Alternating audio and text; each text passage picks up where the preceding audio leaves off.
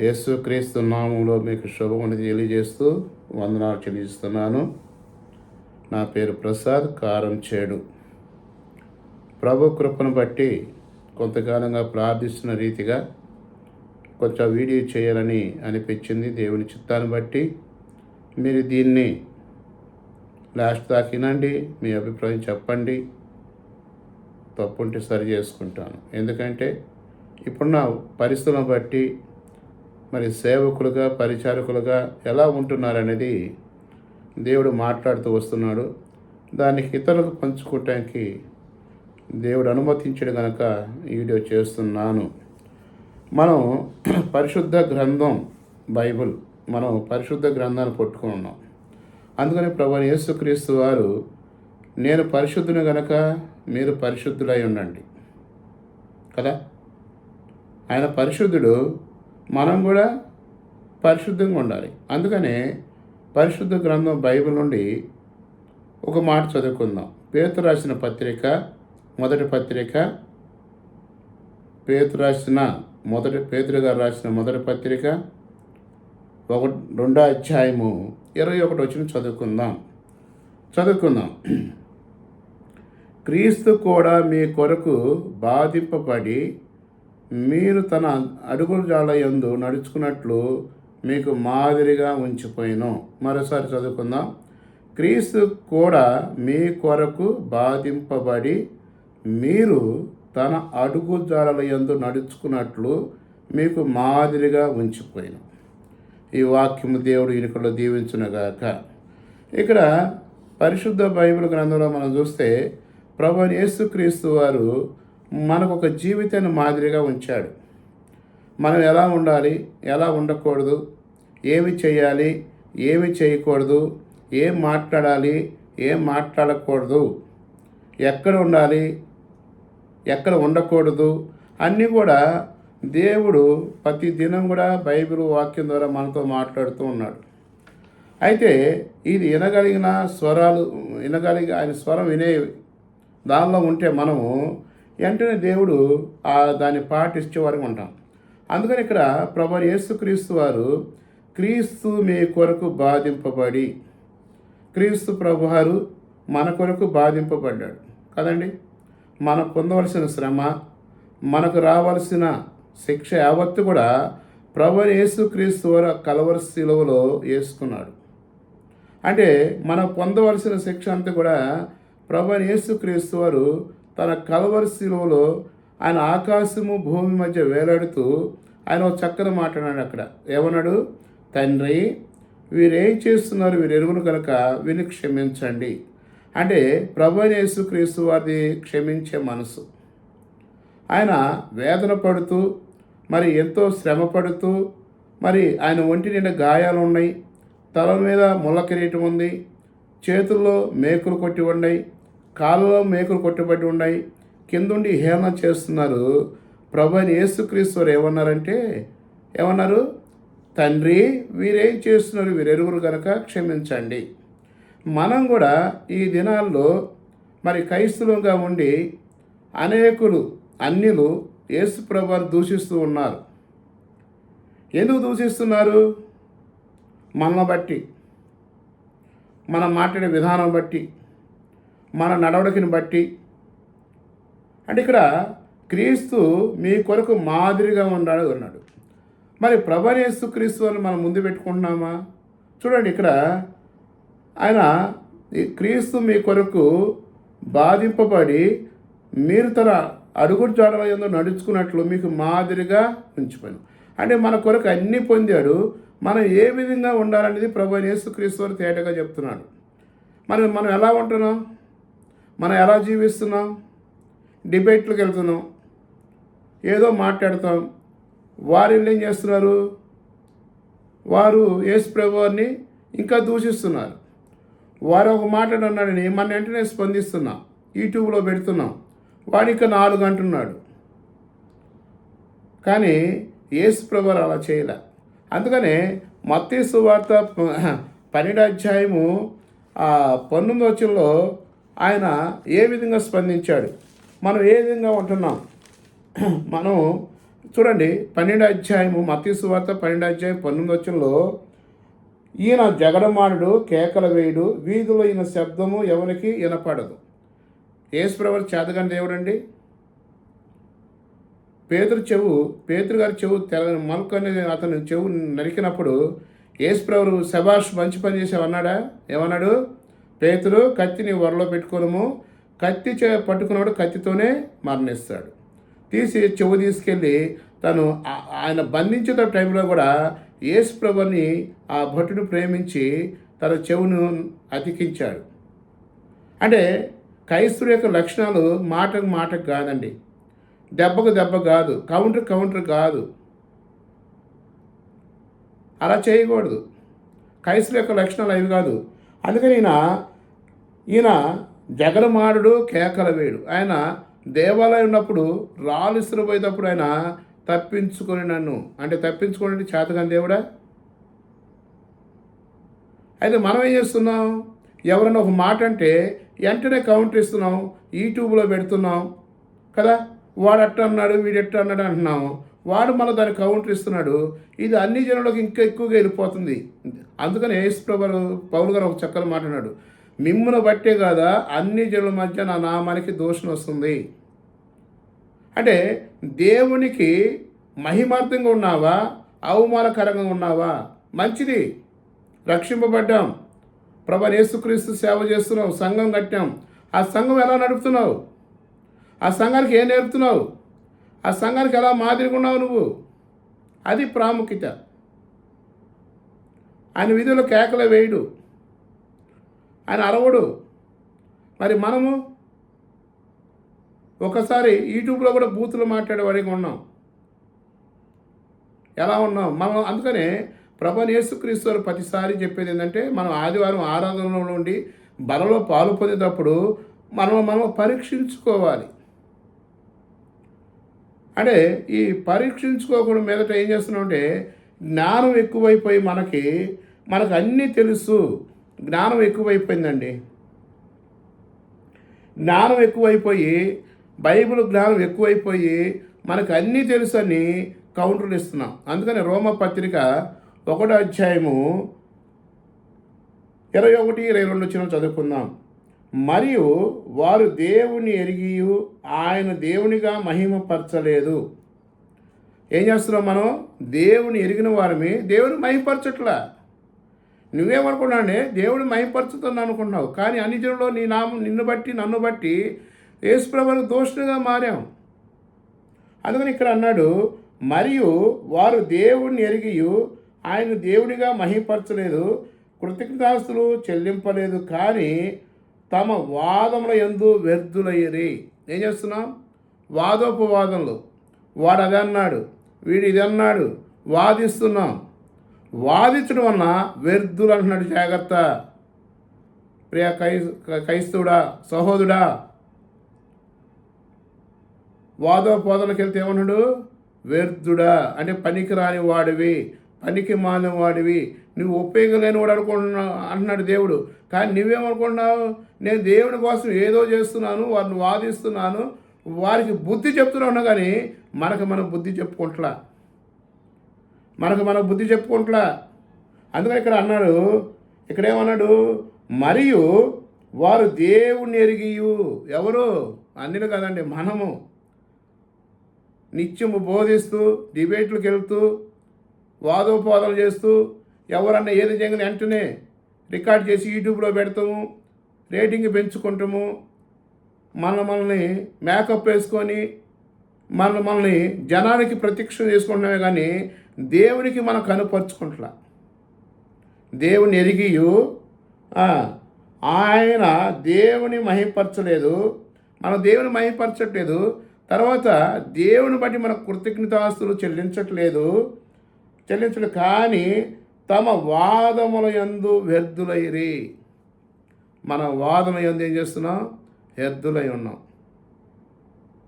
అందుకేనా నువ్వు దేవుడిని పిలిచింది, అందుకనే దేవునికి సేవ అప్పచెప్పింది, అందుకని దేవుడు సంఘాన్ని అప్పచెప్పింది, అందుకని నేను కాపలుగా ఉంచింది, అందుకని నేను హెచ్చించింది. దేనికోసం? నువ్వు ఇతరులకు తెలియటం కోసం కాదు, దేవుని దృష్టిలో నువ్వు ఉండాలి. అందుకనే మనం చదువుకున్న భాగంలో చూస్తే మొదటి పేతురు పత్రిక 2వ అధ్యాయము 1వ వచనం చదువుకున్నాం. ఏమని చదువుకున్నాం? ఆయన పాపము చేయలేదు. ఆయన పాపం చేయలేదు. మరి మనం పాపం చేస్తున్నాం కదా దేవుని ఎరిగి ఉండి. ఏంటిది? వాదోపదం చేత వ్యర్థుడా. మనం పాపం అనుకుంటే అనుకుంటున్నాం సిలువుగా చిక్కులు పెట్టే పాపంలో. ఎబ్రి పత్రిక 12వ అధ్యాయం చదువుతాం కదా, సులువుగా చిక్కులు పెట్టే పాపాలు అంటే ఇవే మనకు తెలియకుండా. 1వ కీర్తన చదవండి. 1వ కీర్తన నీ కొరకు నా కొరకే చెప్పింది. అన్నిల కోసం కాదు. అపవాసు చోట కూర్చుండ. కానీ నువ్వు ఎక్కడ కూర్చున్నావు? డిబేట్లో ఎక్కడ కూర్చున్నావు? అపవాసుల దగ్గర కూర్చున్నావు వెళ్ళి.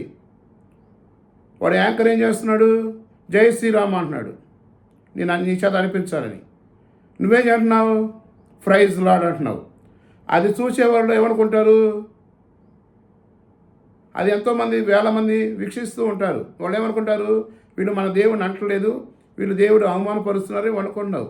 అంటే నువ్వు తెలియకుండా నువ్వు వాళ్ళు ఉచ్చులో చిక్కుతున్నావు. ప్రియ సహోదరుడా, యాంకర్ది ఏముందండి, రకరకాలుగా అంటాడు. నువ్వు ఎలబట్టేగా మరియం గారు దూషింపబడింది. నువ్వు ఎలబట్టేగా దేవుని దూషిస్తుంది. యేసుప్రభు డిబేట్లు కూర్చున్నాడా? యేసుప్రభు వాదించాడా? యేసుప్రభు వెంటనే స్పందించి రికార్డు చేసి వదిలేడా? ఆయన తెలియదా? నిన్ను ఏర్పరచుకుంది దేనికి?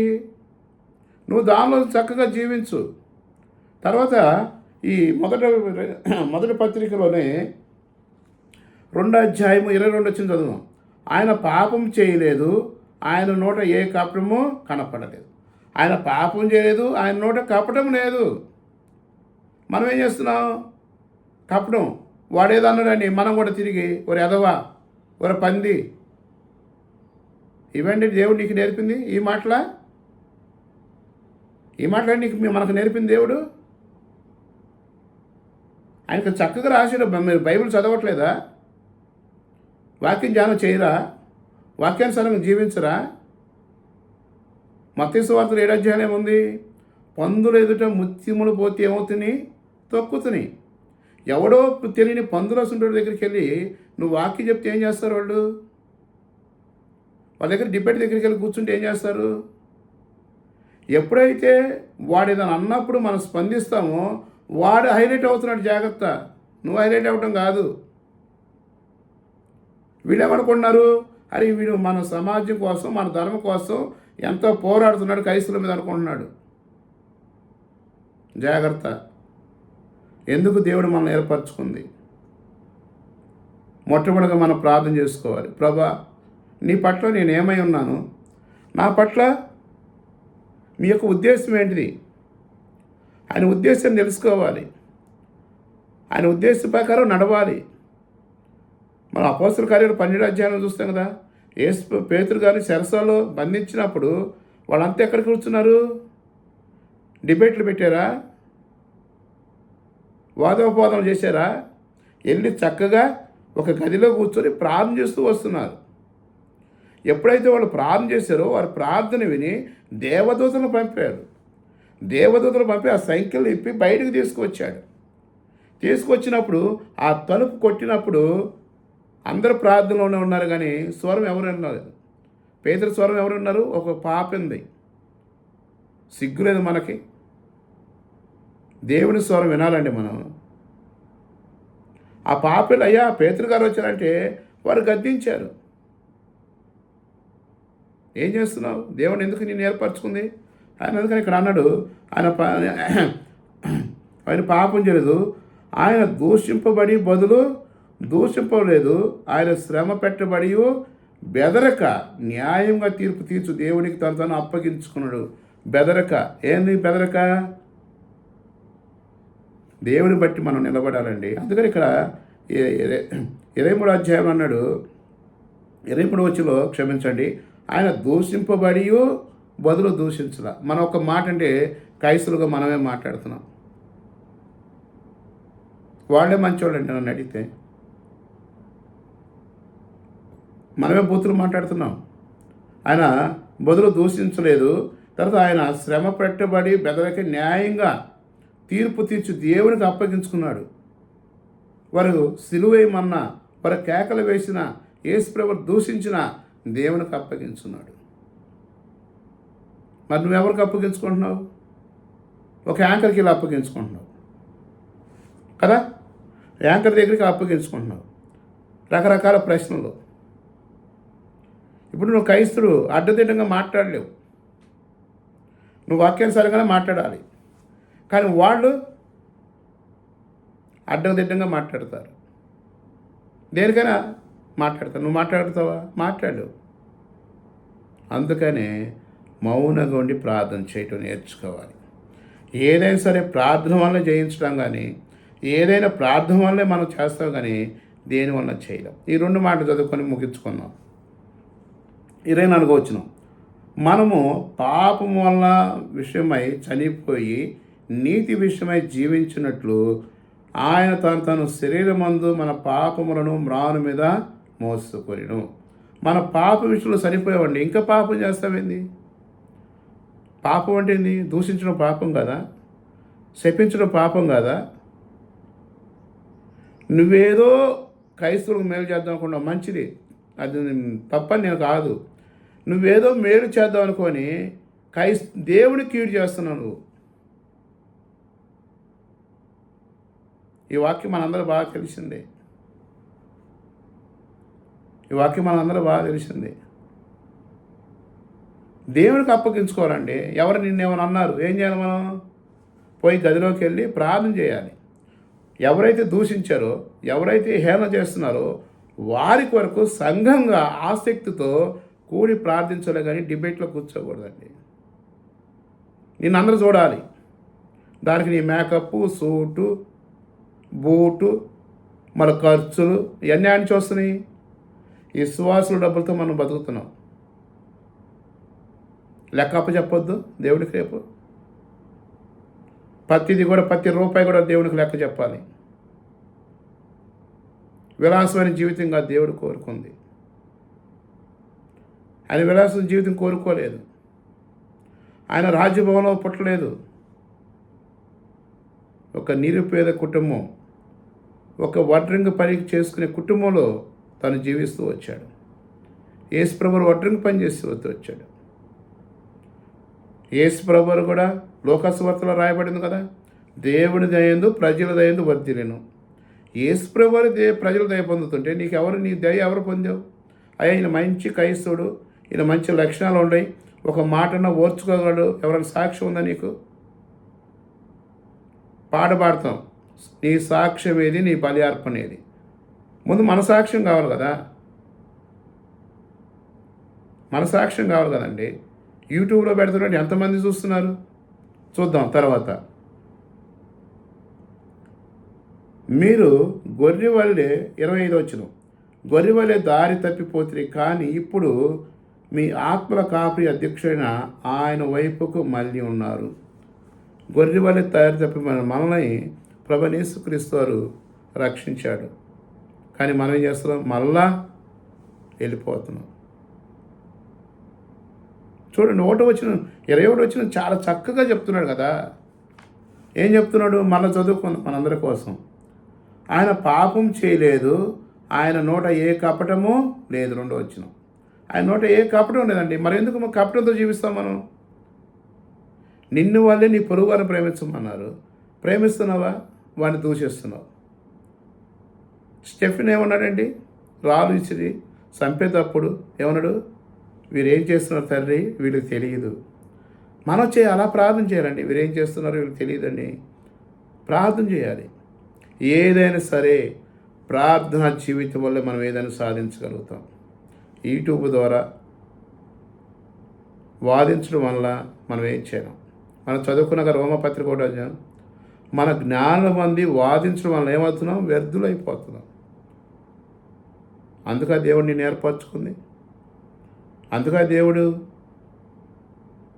నిన్ను ప్రత్యేకపరిచింది.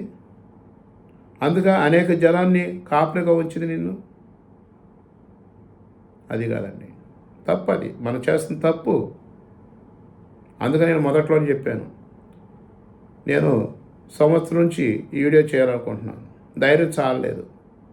ప్రభు అనుమతించాడు, ప్రార్థన పూర్వకంగా చేస్తున్నాను. అందుకే మొదట చెప్పా, ఏదైనా తప్పు ఉంటే సరి చేసుకుంటాను. ఒప్పుకోవాలి, మన తప్పు మనం ఒప్పుకోవాలి. యేసుప్రభువారు దేవాది దేవుడు, రాజులకు రాజు, ప్రభులు ప్రభు, సర్వ సృష్టికర్త. కలిగినది ఏది కూడా ఆయన లేకుండా కలగలేదని మనమే చెప్తాం.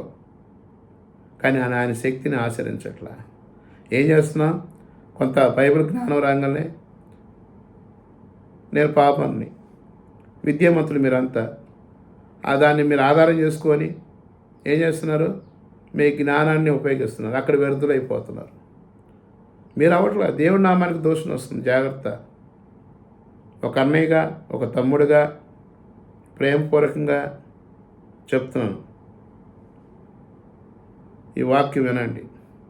చూడండి, యోహాను సువార్త 7వ అధ్యాయం చదువుకొని మనం చిన్న ప్రార్థన చేసుకొని ముగిద్దాం. యోహాను సువార్త 7వ అధ్యాయము. ఇక్కడ ప్రభు యేసుక్రీస్తు వారు మరి ఆయన పగలంతా పని అంతా ముగించుకొని సువార్త అంతా ముగించుకొని 53వ వచనం ఆఖరి వచనంలో ఒక మాట అంటాడు. ఏమంటాడు చదివారు ఎప్పుడన్నా? అంతటా ఎవరింటికి వారు వెళ్ళిరి. అక్కడున్న జనసమూహం అంతా కూడా ఎవరింటికి వారు వెళ్ళిపోయారు కదా, ఎవరింటికి వారు వెళ్ళిపోయారు. కానీ యేసు ప్రభువు ఎక్కడికి వెళ్ళారండి? 8వ అధ్యాయం మొదటి వచ్చిన చదువు. యోహాను సువార్త 7వ అధ్యాయము 53వ వచనం. ఇప్పుడు యోహాను సువార్త 8వ అధ్యాయం మొదటి వచనం. యేసు ఒలీవల కొండకి వెళ్ళిను. ఎక్కడికి వెళ్ళాడు? ఒలీవల కొండకి వెళ్ళాడు. ఎందుకు వెళ్ళాడు? సరదా కూర్చొని డిబేట్లు పెడతానికా, వాదించడానికా? కాదు, అంత మాత్రం కాదు. తెల్లవారుగానే యేసు తిరిగి దేవాలయానికి రాగా ప్రజలందరూ ఆయన యొద్దకు వచ్చిరి. కనుక ఆయన కూర్చుండి వారికి బోధించుచుండిను. మన పని అదండి. ఒలీవ కొండకెళ్ళి రాత్రంతా ప్రార్థన చేస్తూ వచ్చాడు. తెల్లారంగానే ఎక్కడికి వెళ్ళాడు? డిబేట్కి వెళ్ళా. వాడు ఏం చేశారో వీడియో చేయలా. ఏం చేశాడు? దేవాలయానికి వెళ్ళి బోధిస్తూ వచ్చాడు. రాత్రి అంతా కూడా మన ప్రార్థనలో గడిపితే, రాత్రి అంతా కాకపోయినా కనీసం 2-3 గంటలన్న ప్రార్థనలో గడిపితే మనం ఇతరులకి చెప్పగలుగుతాం. యేసు ప్రభువారు సర్వ సృష్టికర్త అనేది ఆయనకే ప్రార్థన అంత అవసరమైనప్పుడు మనకి ఎంత ప్రార్థన అవసరం అండి? దైవజనులు భగత్ సింగ్ గారు ప్రపంచ యావత్తు కూడా 50 సంఘాలు కట్టాడంటే ఆయన ప్రార్థన తెల్లారులు ఎప్పుడు చూసినా మోకాల ప్రార్థనే ఉంటాయంట. ఎప్పుడైతే మోకాలు వేస్తామో, ఎప్పుడైతే మోకాల మీద ఉంటామో, ఎవరైతే యేసుప్రభుని దూషిస్తున్నారో, ఎవరైతే యేసుప్రభుని విమర్శిస్తున్నారో వారికి ప్రత్యేకంగా వారి పేరు రాసుకొని ప్రార్థన చేయండి. దేవుడు అద్భుత కార్యం చేయడానికి సామర్థ్యం కలిగిన దేవుడు ఆయన. ప్రార్థన చేయండి. ప్రార్థన చేయకుండా డిబేట్లు పెట్టి ఆయన అక్కడికి వెళ్ళాడు, ఈయన ఎక్కడికి వెళ్ళాడు, ఇవెందుకని? మనకి తీర్పు తీర్చేది ఎవరు? ప్రభువారు. యేసు ప్రభువారు చెప్పారు, మీరు తీర్పు తీర్చుకోండి, నేను తీర్పు తీర్చేది అన్నాడు. చూడండి, 34వ కీర్తనలో ఒక మాట చదువుకుందాం.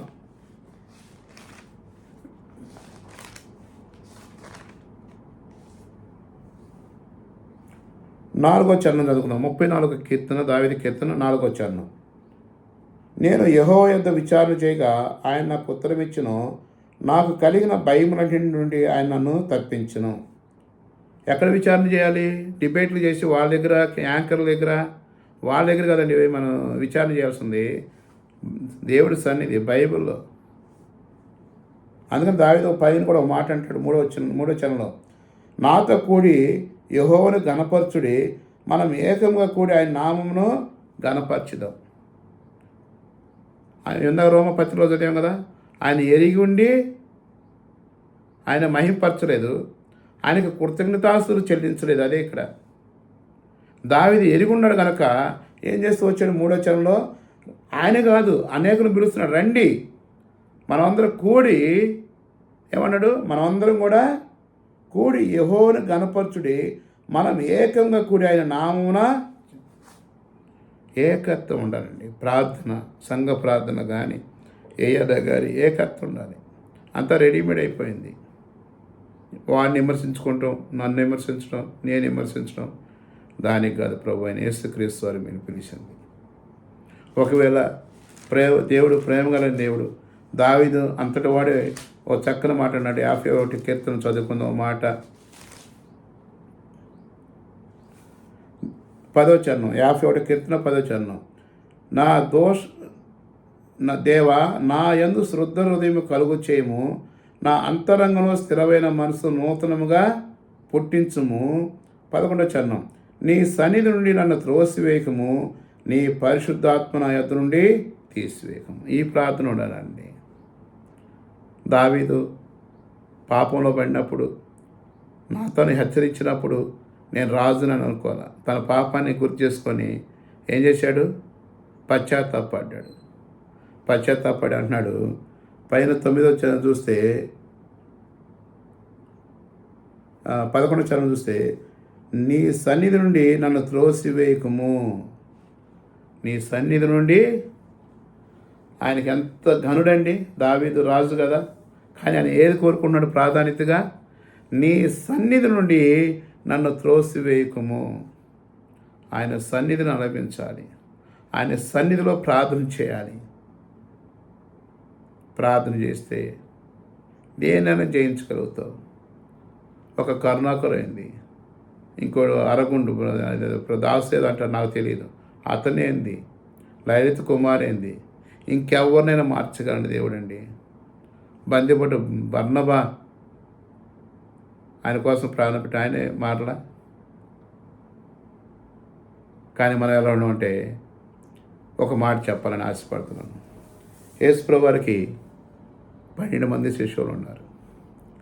ఇప్పుడు మనం చదువుకున్న పేతురు కూడా మార్కు సువార్త 14వ అధ్యాయంలో యేసుప్రభుని ఎరగనని ముమ్మారు చెప్పినప్పుడు ఆయన ఆ అబద్ధం అన్నాక వెళ్ళి తల పోసుకొని ఏడ్చి పాపక్షమాపణ పొందాడు. అందుకని అపోస్తల కార్యాలు 2వ అధ్యాయంలో మనం చూస్తే ఆయన బోధించినప్పుడు ఇంచుమించు 3000 మంది రక్షింపబడ్డారు. ఆయన వెళ్తుంటే చాలు, కొర్నేలు ఇంటికి పిలుచుకున్నప్పుడు ఒక శతాధిపతి, సైనిక అధికారి, ఒక జాలరి, పామరుడు పేతుని ఇంటికి పిలుచుకున్నప్పుడు ఏం చేశాడు? 25వ వచనంలో సాష్టాంగ పడి నమస్కరించాడు. ఎందును బట్టి? పరిశుద్ధాత్మ ఆయనలో ఉంది. మరి మనకెందుకు నమస్కరించట్లేదు? మనెందుకు గౌరవించట్లేదు? తల పోసుకుని ఏడ్చును. ఇంకో శిష్యుడు ఉన్నాడు, మనందరైతే పచ్చాని శిష్యుడు. ఆయనకి అపోస్తుడైన పేరు బదులు ఏం పడింది? ద్రోహైన యూదా. యేసు ప్రభుతో తిరిగాడు, యేసు ప్రభుతో ఉన్నాడు, ఆయన ద్రోహి. నేటికి కూడా ప్రపంచం ఉన్నందుకు కూడా ఆ మచ్చపోదు. మనం కూడా మచ్చపోవాలంటే యేసుక్రీస్తులో కడగబడాలి, వాక్యానుసారంగా జీవించాలి, వాక్యాన్ని బోధించాలి. అనవసరమైన మాటలు మనకు వద్దండి. ప్రార్థన జీవితం కావాలి, ప్రార్థనలో కలిగి ఉండాలి. ఆయన ఏం చేశాడు? రోమపత్రికలో మనం చూస్తే వెళ్ళి ఆ చెట్టుకు ఊరేసుకున్నప్పుడు ఆ కొమ్మ తెగి కింద పడినప్పుడు తన పేగులు కూడా బయటకు వచ్చినాయి అంట కదా. ఆయన ఎంతో గౌరవించాల్సిన వ్యక్తి 3.5 సంవత్సరం తిరిగాడు. మరి మనం ఎన్ని సంవత్సరాలు తిరుగుతున్నాం మనకి యేసు ప్రభువుకు తెలియదు. కానీ ఏంది ఆయన చెప్పింది, ఆయన అడుగు జాడలో నడుచుకుంటానికి నిన్ను నన్ను పిలిచింది. అంతేగాని నీ ఇష్టానుసారంగా నా ఇష్టానుసారంగా మాట్లాడటం కాదు. ఆయన మాట్లాడమంటే మాట్లాడాలి, మౌనంగా ఉండమంటే ఉండాలి. దైవజనులు భగత్ సింగ్ గారు ఆఖరి క్రాప్ చేయించుకుంటే కూడా వెళ్తే అనుమతించలేదు, మరోసారి చేయించుకుంటే అనుమతించాడు. వెళ్ళి క్రాప్ చేయించుకున్నప్పుడు ఆ బార్బర్కి వాక్యం చెప్పినప్పుడు అతను రక్షణ పొందాడు, రూపాయి తీసుకోవాలి. ఇది అంటే దేవుని మెరకలంటే. అంతేగాని నీ ఇష్టానుసారంగా నా ఇష్టానుసారంగా చేస్తే కాదు కదా. ఒకవేళ ఈ వాక్యం మీకు మేలుకరంగా ఉంటే దేవుని మహిమపడదాం. చిన్న ప్రార్థన. ప్రేమల తండ్రి, నీ నామాన్ని బట్టి మనము స్తోత్రాలు. వాక్యాన్ని దీవించి ఆశీర్వదించండి. ఈ అనేకులకు ఆశీర్వదించమని యేసునామమున ప్రార్థిస్తున్నాను తండ్రి, ఆమేన్. అందరికీ వందనాలు. Praise lord.